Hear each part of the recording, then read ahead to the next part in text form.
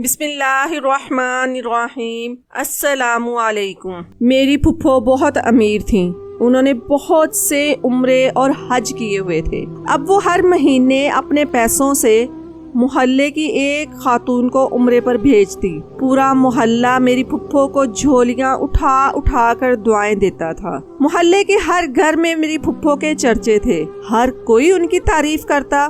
وہ بڑی نیک اور دیندار عورت تھی۔ اسی وجہ سے مجھے بھی اپنی پھپھو سے بہت محبت تھی۔ میری پھپھو میرے اماں اور ابا کو بھی عمرے پر بھیجنا چاہتی تھی، مگر میرے ابا نے انکار کر دیا۔ بلکہ وہ تو اپنی بہن سے نفرت کرتے تھے۔ ابا کیا بلکہ پورے خاندان والے ہی میری پھپھو سے نفرت کرتے تھے۔ میری پھپھو کا نام پروین تھا۔ وہ ہر وقت حجاب کر کے رکھتی تھی۔ اگر پھپھو خاندان کی کسی محفل میں چلی جاتی تو سارے خاندان والے منہ چھپا چھپا کر ایک دوسرے سے باتیں کرنے لگتے۔ ہر محفل میں ان کے خلاف باتیں ہوتی تھیں۔ کوئی بھی دل سے ان کی عزت نہیں کرتا۔ اگر کسی کی فوتگی ہو جاتی تو وہ سب سے پہلے وہاں پر موجود ہوتی۔ اس لیے مجھے میری پھپھو بہت اچھی لگتی تھی۔ وہ ہمیشہ مجھے اچھی اچھی باتیں سنایا کرتی تھی۔ ان کی ایک بیٹی بھی تھی جو بہت زیادہ خوبصورت تھی۔ اس کے ساتھ میری کافی دوستی بھی تھی، اسی لیے مجھے تو ان کا گھر بہت اچھا لگتا تھا۔ جب میں نے FA کیا تو میری ماں پورے خاندان میں بانٹنے کے لیے مٹھائی کے ڈبے تیار کروا رہی تھی اور میرے بابا ان پر نام لکھ رہے تھے، لیکن وہ لوگ میری پھپھو کا نام لکھنا ہی بھول گئے۔ میں نے کہا کہ پھپھو کے گھر مٹھائی نہیں بھیجیں گے، وہ تو اسی محلے میں رہتی ہیں، ان کے گھر تو ہمیں خود مٹھائی لے کر جانا چاہیے۔ ماں نے کہا کہ اس کا تو میں بھول ہی گئی تھی، چلو لکھ دیتی ہوں۔ اب جب سب کو مٹھائی بھیج ہی رہے ہیں تو پھر اس کو بھی بھیج دیں گے۔ میری ماں کے لہجے میں بڑی ہی بیزاری تھی اور میرے بابا بھی کچھ خاص خوش نظر نہیں آ رہے تھے۔ مجھے سمجھ نہیں آتی کہ یہ لوگ ان کے ساتھ اس طرح کا رویہ کیوں رکھتے ہیں۔ میں نے ایک ڈبہ اٹھایا اور میں نے کہا کہ میں خود ہی پھپھو کو دے آتی ہوں۔ انہوں نے کہا کہ تمہیں جانے کی ضرورت نہیں ہے۔ میں نے کہا کہ نہیں، میں خود جاؤں گی۔ جب میں پھپھو کے گھر گئی تو وہ مجھے ہمیشہ پیار سے ہی بلاتی تھی، کہتی تھی میری شہزادی شمائلہ آ گئی۔ لیکن یہ کیا بیٹا، اتنا چھوٹا سا دوپٹہ لے کر آئی ہو؟ میں نے کہا کہ میں جلدی میں بس ایسے ہی آ گئی تھی۔ انہوں نے مجھے سمجھایا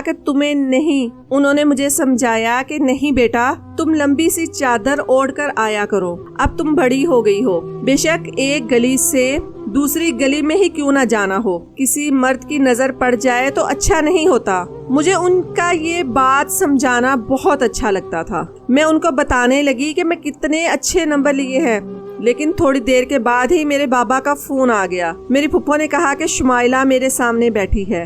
بابا کی آواز فون سے باہر آ رہی تھی۔ وہ بس ایک ہی بات کر رہی تھی، اس کو واپس بھیج دو، ہمیں کوئی کام ہے۔ میں نے کہا کہ میں نے ابھی نہیں جانا، میں نے ان کو اشارے سے کہا تھا۔ پھپھو نے کہا کہ بیچاری کو چائے تو پینے دو، لیکن میرے بابا بار بار کہہ رہے تھے کہ چائے بعد میں پی لے گی، اس کو جلدی بھیج دو۔ میں تو حیران تھی کہ میرے بابا مجھے اس گھر میں 5 منٹ بھی نہیں چھوڑتے تھے۔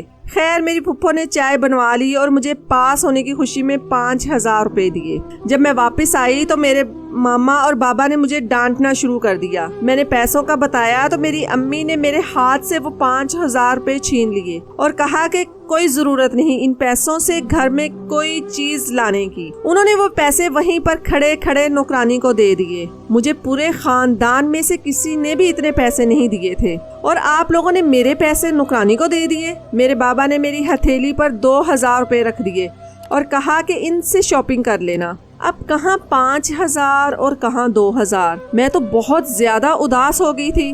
مجھے ان کو بتانا ہی نہیں چاہیے تھا، مگر میں نے اس لیے بتایا تھا کہ ان کے دل میں پھپھو کے لیے تھوڑی سی عزت بن جائے گی، لیکن ایسا نہیں ہوا۔ میری ماں بھی وہاں سے چلی گئی اور بابا کام پر چلے گئے۔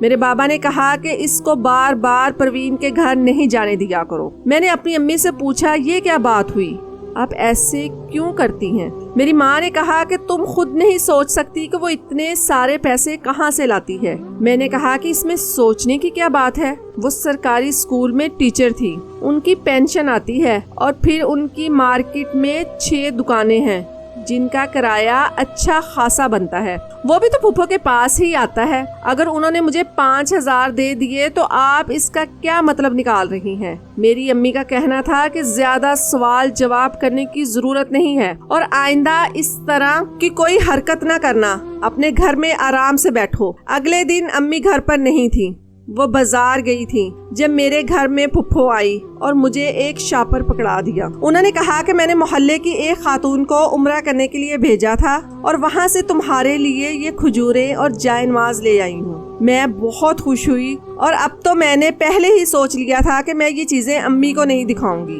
میں نے وہ چیزیں چھپا دی۔ پھپھو بیٹھی تھی کہ میری امی آ گئی۔ انہوں نے ٹھیک سے سلام بھی نہیں کیا اور پوچھا کہ کیسے آنا ہوا۔ تب میں نے ان کو اشارہ کیا کہ آپ نہیں بتائیں گے۔ میری پھپھو نے کہا کہ بس ایسے ہی ملنے چلی آئی تھی۔ رات ہوتے ہی امی نے پھر سے عدالت لگا دی۔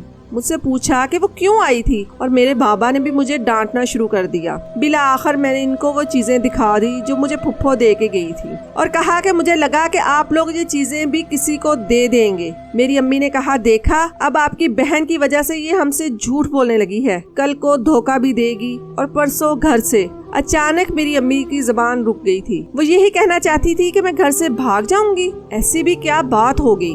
خیر میرے بابا نے مجھے کہا کہ یہ چیزیں تم رکھ لو، لیکن اگر آئندہ اس طرح تم نے جھوٹ بولا تو ہم سے برا کوئی نہیں ہوگا۔ پھپھو کی بیٹی کی منگنی طے ہو گئی تھی اور منگنی والے دن ہم لوگ وہاں پر گئے تھے، تو میں نے اپنی کزن سے کہا کہ میں رات کو یہیں پر رکنا چاہتی ہوں۔ اس نے کہا کہ ہاں ٹھیک ہے۔ اس کی کچھ اور رشتہ دار بھی آئی ہوئی تھی جو اس کے باپ کے گھر سے تھی۔ انہوں نے کہا کہ ہم لوگ سارے مل کر خوب ہنسی مذاق کریں گے۔ میں نے اپنی امی سے کہا کہ میں آج رات کو یہاں پر رہ جاؤں، تو انہوں نے فوراً انکار کر دیا۔ بابا سے کہا کوئی ضرورت نہیں ہے۔ میں نے کہا کہ 2-3 گھنٹوں بعد آ جاؤں گی، لیکن میری بابا نے بات نہ مانی۔ جتنا تمہیں کہا ہے اتنا ہی کیا کرو۔ میں تو ان کی نفرت سے تنگ آ گئی تھی۔ 2-4 دن اسی طرح گزرے تو پھپھو ایک دن پھر سے ہمارے گھر آئی۔ وہ میرے لیے ایک سوٹ لے کر آئی تھی۔ میری امی نے کہا کہ یہ کس خوشی میں دے رہی ہیں؟ تو انہوں نے کہا کہ میں بازار گئی تھی، اپنی بیٹی کے لیے بھی جوڑا لیا تو شمائلہ کے لیے بھی لے لیا۔ میری ماں نے کہا کہ میری بیٹی پر زیادہ خرچہ کرنے کی ضرورت نہیں ہے۔ میری پھپھو کا کہنا تھا کہ بیٹیوں کے لیے تو انسان کو اپنے آپ کو بھی بیچ کر کچھ لانا پڑے تو انسان ضرور لے لیتا ہے۔ میری ماں نے اس بات پر کہا کہ ہاں خود کو بیچ کر تو لوگ واقعی ہی بہت کچھ لے لیتے ہیں۔ ایک دم پھپھو کے چہرے پر مسکراہٹ اڑ گئی تھی، کیونکہ امی نے نہایت ہی طنز والی بات کی تھی۔ مجھے سمجھ نہیں آئی کہ امی نے میری پھپھو کو اتنا بڑا تانا کیوں دیا تھا۔ اس بات پر پھپھو نے کوئی جواب نہ دیا اور کہا شمائلہ اب میں چلتی ہوں، تم یہ سوٹ سلوا لینا۔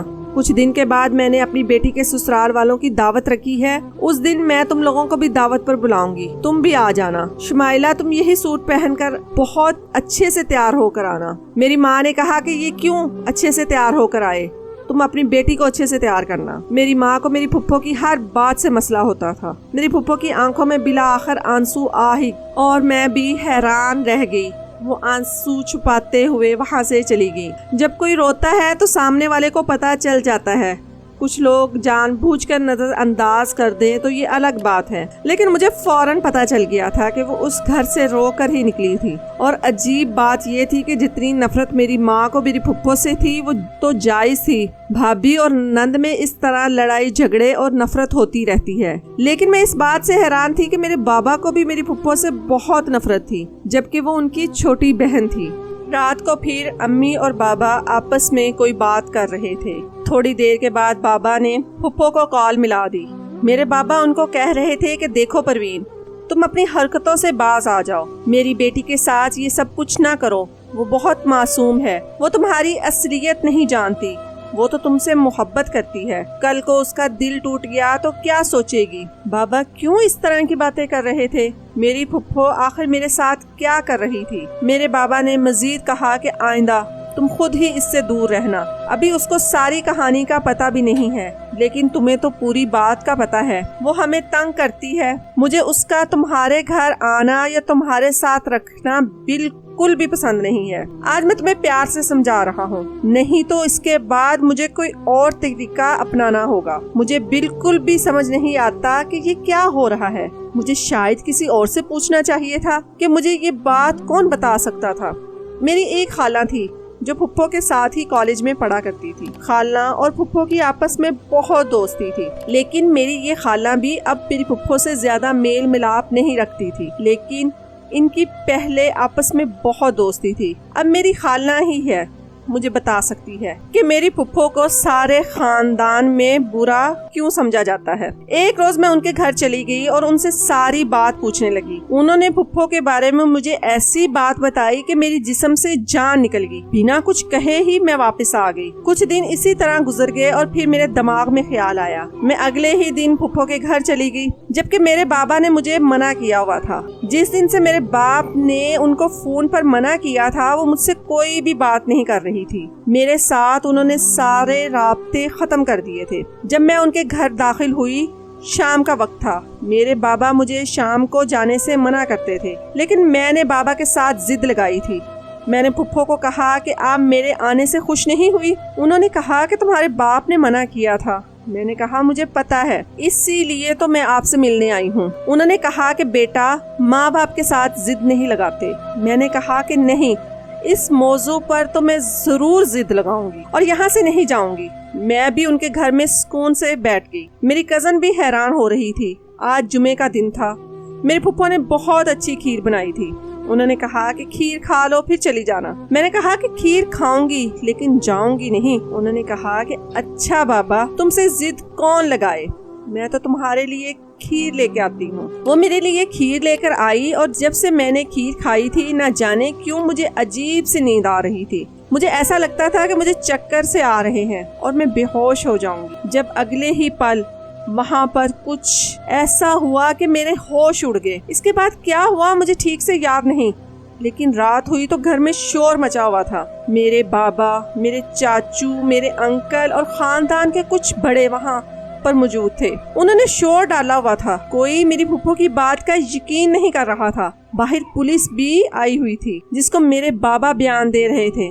مجھے سمجھ نہیں آیا کہ کیا ہوا ہے۔ میں کافی حیران تھی۔ میں تو کھیر کھا کر سکون سے سو گئی تھی۔ سب لوگ میری پھپھو پہ الزام لگا رہے تھے۔ جب میں نے اپنے بابا کی زبان سے یہ لفظ سنا کہ تم نے میری بیٹی کو جان بوجھ کر بے ہوش کیا ہے کیونکہ تم میری بیٹی کو کسی کے ہاتھوں بیچ دینا چاہتی ہو، میں حیران رہ گئی۔ میں نے بابا کو فوراً کہا کہ ایسی کوئی بات نہیں، میں تو سکون سے سو رہی تھی، کچھ بھی نہیں ہوا۔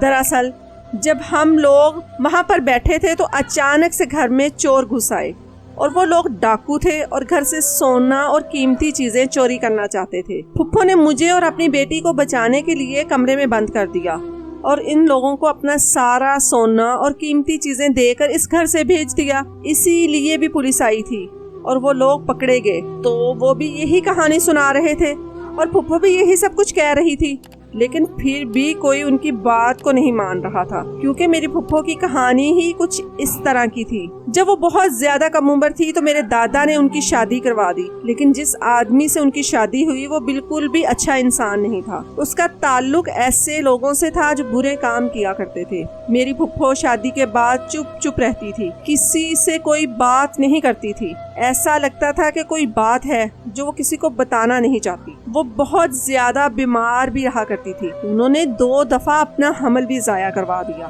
سب لوگوں کا کہنا تھا کہ یہ ماں نہیں بننا چاہتی، اسی لیے اس نے یہ سب کچھ کیا ہے، لیکن پھپھو بار بار سب کو یہی کہتی تھی کہ میں اپنی اولاد کو اپنی خوشی سے ضائع نہیں کروا رہی، بلکہ میرے ساتھ کوئی مسئلہ ہے، وہ کسی کو بتا بھی نہیں سکتی تھی۔ جب پھپھو کا شوہر ایک ایکسیڈنٹ میں اس دنیا سے چلا گیا تب پھپھو نے سب کو حقیقت بتائی کہ ان کا شوہر ان سے غلط کام کرواتا تھا۔ ان کے گھر میں مختلف قسم کے لوگ آیا کرتے تھے، لیکن دراصل بات یہ تھی کہ ان سے یہ کام ان کا اپنا ہی شوہر کرواتا تھا۔ وہ ایک بہت بڑا بزنس مین تھا اور اپنے بزنس پارٹنر کو خوش کرنے کے لیے اس طرح کے کام کروایا کرتا تھا اور پھپھو کو استعمال کرتا تھا کیونکہ وہ بہت ہی کم عمر تھی اور ان کو کسی بات کا نہیں پتا تھا۔ لیکن خاندان میں جب ایک دفعہ بات نکل جاتی ہے تو پھر وہ آگ کی طرح پھیل جاتی ہے۔ سب لوگوں کا یہی کہنا تھا کہ پھپھو کا شوہر مر گیا ہے اور پھپھو اب اپنے گناہوں پر پردہ ڈالنے کے لیے اپنے مرے ہوئے شوہر پر الزام لگا رہی ہے، جبکہ وہ یہ سب کچھ اپنی مرضی سے کرتی رہی ہے۔ لیکن میری خالہ نے مجھے بتایا کہ وہ بے قصور ہے، مگر میرے ابا کے ساتھ ساتھ پورے خاندان والے پھپھو پھپھو کو اچھا نہیں جانتے تھے، سب انہیں ایک بری عورت کہتے تھے، اور جو حمل میری پھپھو نے ضائع کروا دیے تھے وہ ان کے شوہر کی اولاد ہی نہیں تھی، اس لیے ان کو مجبوری میں یہ سب کچھ کرنا پڑا تھا۔ ان کی بیٹی ماریا ان کی اپنے شوہر کی اولاد تھی۔ میری پھپھو نے تو اتنا بڑا ظلم برداشت کیا تھا، ایسے انسان سے ان کی شادی ہو گئی تھی جس نے خود ہی ان کی عزت کو نیلام کرنا شروع کر دیا۔ تو ایسی حالت میں وہ کیا کرتی؟ جب ان کی شادی ہوئی تو وہ صرف 16 سال کی تھی۔ ایک 16 سال کی لڑکی کے دماغ میں کوئی ایسی بڑی بات آ ہی نہیں سکتی۔ وہ چپ چاپ اپنے شوہر کے ڈرانے سے یہ سارے ظلم برداشت کرتی رہی۔ اس کے بعد جب ان کے شوہر اس دنیا سے چلا گیا تو انہوں نے اپنی پڑھائی پوری کی، وہ ٹیچر بنی، انہوں نے کئی عمرے اور حج کیے اور اپنی کمائی سے جائیداد بنائی۔ وہ اللہ تعالیٰ سے اپنے گناہوں کی معافی مانگ چکی تھی اور اسی لیے پورا دن اس کی عبادت میں لگی رہتی تھی۔ بہت سے غریب لوگوں کو بھی عمرہ کروا چکی تھی۔ اللہ تعالیٰ تو معاف کر دیتا ہے لیکن انسان معاف نہیں کرتا۔ یہی وجہ تھی کہ سب لوگ ان کو برا سمجھا کرتے تھے، غلط سمجھتے تھے اور کہتے تھے کہ یہ ابھی بھی اس طرح کا کوئی کام کرتی ہے اور ان کے گھر میں اسی طرح کے لوگ آتے ہیں۔ تبھی تو میرے ماں نے مجھے ان کے دیے ہوئے پیسے نہیں رکھنے دیے، مجھے اس گھر میں جانے نہیں دیا کرتے تھے، رات کو وہاں پر رہنے بھی نہیں دیا کرتے تھے۔ سارے خاندان والے ان کو ہی برا سمجھتے تھے، لیکن اگر وہ اتنی بری ہوتی تو اللہ تعالیٰ ان کو 3 سے 4 دفعہ اپنے گھر دیکھنے کے لیے نہیں بلاتا۔ ان کے گھر میں سب کچھ تھا اور آج بھی جب چور ڈاکو ان کا پیسہ لوٹ کر گئے تو فوراً ہی پکڑے گئے اور ان کی ساری محنت کی کمائی واپس آ گئی تھی۔ لیکن یہ بات بھی سارا خاندان سمجھنے کو تیار نہیں تھا۔ وہ لوگ یہی سمجھ رہے تھے کہ میری پھپھو نے جان بوجھ کر مجھے اپنے گھر بلایا اور جو لوگ گھر آئے تھے وہ چور ڈاکو نہیں بلکہ خریدار تھے۔ پھپھو رو رہی تھی، انہوں نے تو میری اور اپنی بیٹی کی عزت بچانے کے لیے اپنی جمع پونجی نکال کر رکھ دی تھی اور ہماری عزت بچائی تھی۔ اور جو میں کھیر کھا کے بے ہوش ہو گئی تھی اس کے بارے میں میرے چیک اپ کے بعد ڈاکٹر نے بتایا کہ میرا بلڈ پریشر اچانک سے لو ہو گیا تھا، کیونکہ مجھے لو بلڈ پریشر کا مسئلہ پہلے بھی تھا۔ یہ تو میرے سارے خاندان کو پتا تھا لیکن کوئی بھی اس بات کو ابھی بھی سمجھنے کے لیے تیار نہیں تھا۔ پولیس نے سارا کچھ واضح کر دیا اور کہہ دیا کہ یہ ڈاکو تو عادی مجرم ہے، آج کل اس محلے میں آئے ہوئے ہیں، 2-3 گھروں میں انہوں نے چوری بھی کی ہے۔ خیر سے پولیس کی اس گواہی کے بعد تقریباً خاندان والوں کے منہ بند ہو گئے تھے۔ میرے ماں باپ مجھے گھر لے آئے۔ میں نے آتے وقت آنسو بہاتی ہوئی پھپھو کو دیکھا اور سوچ میں پڑ گئی کہ کیا ایک عورت کا گناہ کبھی معاف نہیں کیا جاتا؟ کیا ایک عورت اگر گناہ کر دے تو اس کے لیے معاشرہ اسے زندگی بھر معاف نہیں کرتا؟ اور یہاں پر تو پھپھو نے گناہ بھی نہیں کیا تھا، انہوں نے تو صرف ظلم برداشت کیا تھا، لیکن یہی ان کے لیے گناہ بن گیا۔ وہ اتنی خوددار تھی کہ جب ان کے شوہر اس دنیا سے گیا تو پھپھو نے ان کی جائیداد میں سے 1 پیسہ بھی نہیں لیا تھا۔ خاندان والے چاہے جو بھی کہیں، مجھے یقین ہے کہ میری پھپھو ایک اچھی انسان ہے، تبھی تو ان کے ساتھ کبھی کچھ برا نہیں ہوا تھا۔ ان کی بیٹی کی شادی بہت اچھے خاندان میں ہوگی، اتنے اچھے خاندان میں تو پورے خاندان کی کسی بھی لڑکی کی شادی نہیں ہوئی تھی۔ کبھی کبھی انسان برا نہیں ہوتا بلکہ اس کے حالات برے ہوتے ہیں۔ کچھ دن اسی طرح گزر گئے۔ ایک دن میرے بابا اچانک سے بہت بیمار ہو گئے۔ بابا کی ساری جمع پونجی ان پر لگ گئی مگر انہیں آرام نہ آیا۔ خاندان والوں نے بھی ہمیں اکیلا چھوڑ دیا۔ اس کڑے وقت میں پھپھو نے ہمارا ساتھ دیا۔ پھپھو نے ابو کا ایک بڑے اور مہنگے ہاسپٹل میں علاج کروایا۔ 1 ماہ علاج کے بعد ابو بالکل ٹھیک ہو گئے تھے۔ اب دل ہی دل میں شرمندہ تھے کہ انہوں نے اپنی بہن کے ساتھ کیا کیا تھا، لیکن پھپھو نے آج تک ان کو اس بات کا بھی تانا نہیں دیا۔ وہ کہتی ہیں کوئی بات نہیں، کوئی کسی کے بارے میں کیا سوچتا ہے اس سے کیا فرق پڑتا ہے، اب ہمارا ہی گھر ہے جہاں پر پھپھو کا آنا جانا ہوتا ہے اور ہم بھی ان کے گھر آتے جاتے ہیں، ان کا خیال رکھتے ہیں اور باقی کے خاندان والے اب بھی باتیں کرتے ہیں۔ میں ان کے لیے ہمیشہ دعا کرتی ہوں کہ ان کی زندگی میں مزید کچھ برا نہ ہو اور سب لوگوں کے دل میری پھپھو کے لیے صاف ہو جائیں۔